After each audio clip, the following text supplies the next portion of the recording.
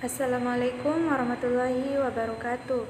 Segala puji syukur kita panjatkan kehadirat Allah Subhanahu wa taala yang telah memberikan kita kesehatan sehingga kita dapat menyelesaikan tugas pada mata kuliah akuntansi perpajakan.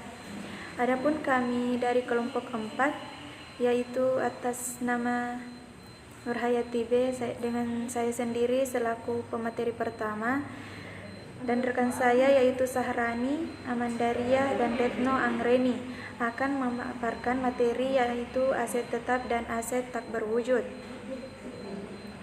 Aset tetap.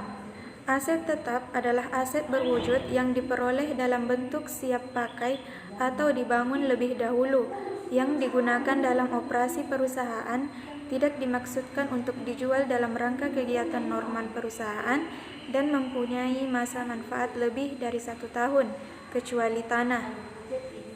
Adapun karakteristik aset tetap yaitu pertama, dimiliki perusahaan untuk digunakan atau bukan barang dagangan. Kedua, dimiliki untuk digunakan dalam operasi perusahaan yang utama atau bukan investasi jangka panjang. Ketiga, dimiliki untuk digunakan dalam jangka waktu lebih dari 1 siklus operasi perusahaan atau bukan perlengkapan. Dan yang keempat, memiliki nilai yang relatif tinggi. Nah, klasifikasi aset tetap. Tanah seperti tanah yang digunakan sebagai tempat berdirinya gedung perusahaan. Perbaikan tanah seperti jalan di seputar lokasi perusahaan yang dibangun perusahaan, tempat parkir, pagar, dan saluran air bawah tanah. Gedung seperti gedung yang digunakan untuk kantor, toko, pabrik, dan gudang. Peralatan seperti peralatan kantor, peralatan pabrik, mesin-mesin, kendaraan, dan meubel. Penentuan harga perolehan aset tetap. Aset tetap yang umurnya tidak terbatas seperti tanah untuk lokasi perusahaan, pertanian, dan peternakan. Aset tetap yang umurnya terbatas dan apabila sudah habis masa penggunaannya bisa diganti dengan aset yang sejenis, misalnya gedung dan peralatan. Aset tetap yang umurnya terbatas dan apabila sudah habis masa penggunaannya tidak dapat diganti dengan aset yang sejenis, seperti sumber-sumber alam, misalnya tambang dan hutan. Sekian dari saya. Selanjutnya saya persilahkan kepada rekan kelompok saya. Assalamualaikum warahmatullahi wabarakatuh. Sebelumnya, perkenalkan nama saya Sahrani dengan NIM 202020 3862 201037. Baik, saya akan melanjutkan materi yang selanjutnya mengenai cara-cara perolehan aset tetap. Nah, di mana di antaranya yaitu yang pertama, pembelian tunai. Pencatatan aset tetap melalui pembelian tunai dalam buku kas harus sesuai dengan jumlah dana yang dikeluarkan saat transaksi dilakukan. Perlu digarisbawahi bahwa dana tersebut termasuk harga yang tertera dalam faktur serta biaya lain yang perlu dihabiskan agar aset dapat digunakan. Kemudian yang kedua yaitu pembelian kredit. Aset tetap adalah bagian kepemilikan perusahaan yang dapat dibeli secara kredit. Nah, dalam transaksi tersebut pasti dikenai biaya tambahan berupa bunga. Baik harga asli properti dan bunga harus dicatat dalam baris terpisah yang ada pada buku kas. Yang ketiga, penukaran dengan aset serupa. Aset tetap adalah sesuatu yang dapat ditukar tambah, salah satunya dengan aset serupa.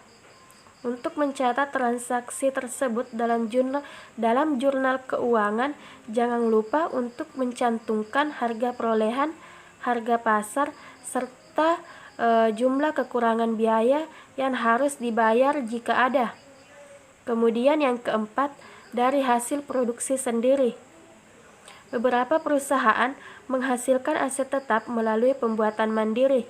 Misalnya, aset tetap yang mungkin didapat dari proses tersebut adalah perabotan, alat, dan gedung kantor. Setiap perusahaan yang melakukan hal itu harus mencatat seluruh alokasi dana melalui dari uang membeli bahan, membayar tenaga kerja, hingga perlindungan asuransi. Kelima, hadiah atau donasi. Bukan hanya kredit. Aset tetap adalah aktiva yang dapat diperoleh sebagai bentuk hadiah atau donasi. Dalam hal ini berarti perusahaan telah menerima transfer satu arah atau tanpa timbal balik, sehingga keuntungan yang didapat dari aset yang diterima juga harus dijurnalkan. Dan yang keenam, penukaran surat berharga. Terakhir ada juga pencatatan penukaran aset tetap dengan surat berharga. Sama dengan sistem tukar sebelumnya, komponen yang harus ditulis dalam jurnal keuangan adalah harga properti yang diserahkan, harga pasar, dan jumlah penyusutan jika terjadi. Kemudian selanjutnya yaitu contoh dari aset yang diperoleh dari pertukaran dengan surat berharga.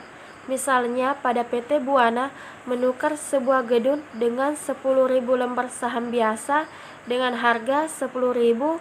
Nah, pada saat pertukaran harga pasar saham per lembar adalah 11.000. Jadi pertukaran ini dicatat dengan jurnal gedung di debit senilai 110 juta. Diambil dari 10.000 lembar saham biasa dikali dengan 11.000 dari harga pasar saham per lembar. Kemudian modal saham biasa dikredit senilai 100 juta diambil dari 10.000 lembar saham biasa dikali dengan 10.000. Kemudian agio sahamnya dikredit senilai 10 juta dari 110 juta dikurangi dengan 100 juta. Kemudian yang selanjutnya contoh dari aset yang diperoleh dari hadiah atau donasi. Misalnya pada PT Alip menerima hadiah berupa tanah dan gedung yang masing-masing dinilai 60 juta dan 40 juta. Maka pencatatannya itu tanah masuk di debit senilai 60 juta. Kemudian gedung masuk di debit senilai 40 juta. Maka modal hadiahnya masuk di kredit senilai 100 juta. 100 juta itu dari 60 juta ditambah dengan 40 juta. Kemudian selanjutnya yaitu apabila dalam penerimaan hadiah tersebut PT Alip mengeluarkan biaya sebesar 5 juta, maka pencatatan hadiah tersebut yaitu tanah masuk di debit senilai 60 juta, kemudian gedung masuk di debit senilai 40 juta, maka yang masuk di kredit itu modal hadiah senilai 100 juta. Nah, 100 juta tersebut berasal dari 60 juta ditambah dengan 40 juta. Kemudian untuk pengeluaran biaya sebesar 5 juta itu termasuk kas senilai 5 juta masuk di kredit.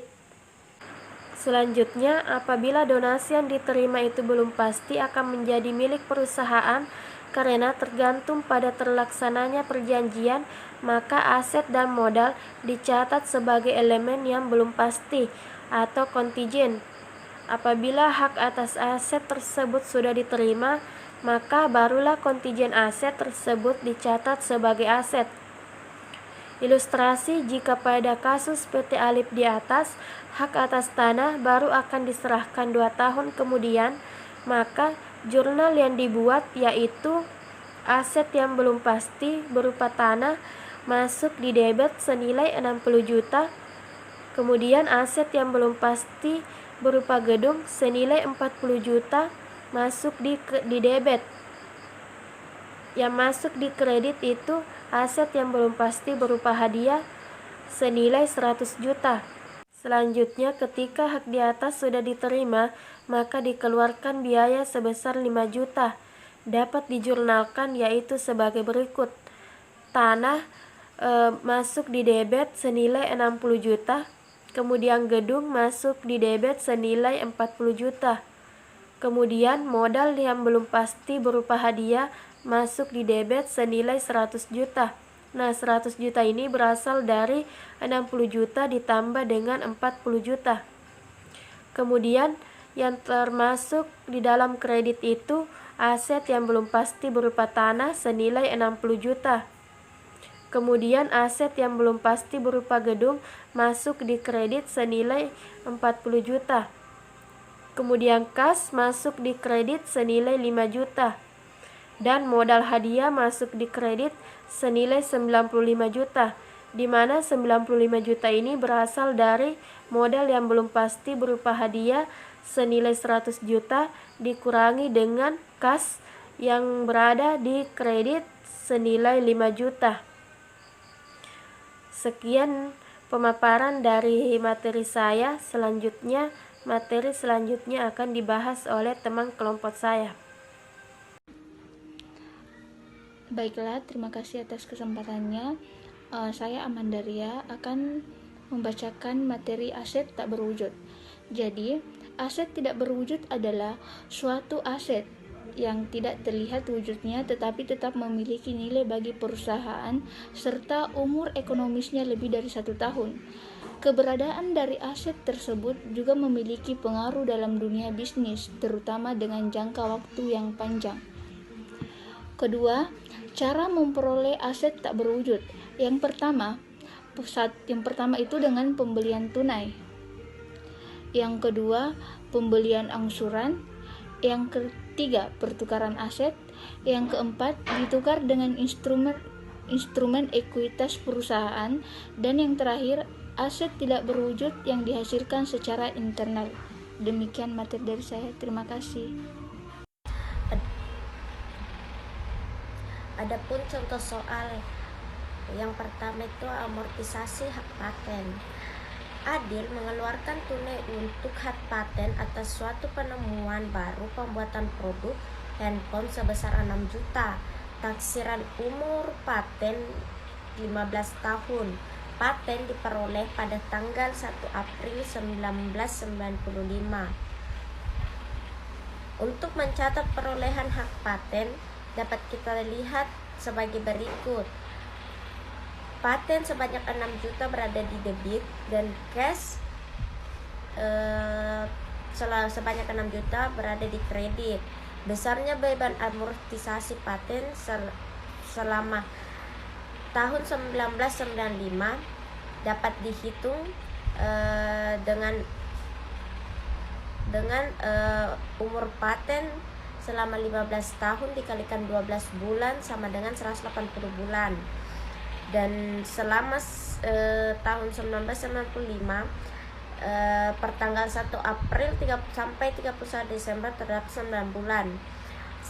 Dan 9 bulan dibagikan 180 bulan dengan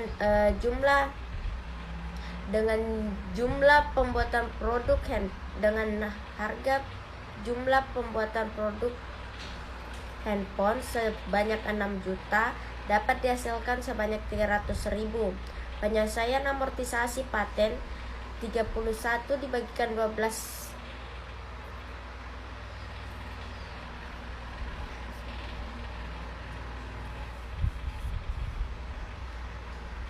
penyesuaian amortisasi paten dapat dilihat sebagai berikut, yaitu beban amortisasi sebanyak 300.000 di debit dan paten sebanyak 300.000 di kredit. Itulah tadi penjelasan dari saya. Sekian dan terima kasih.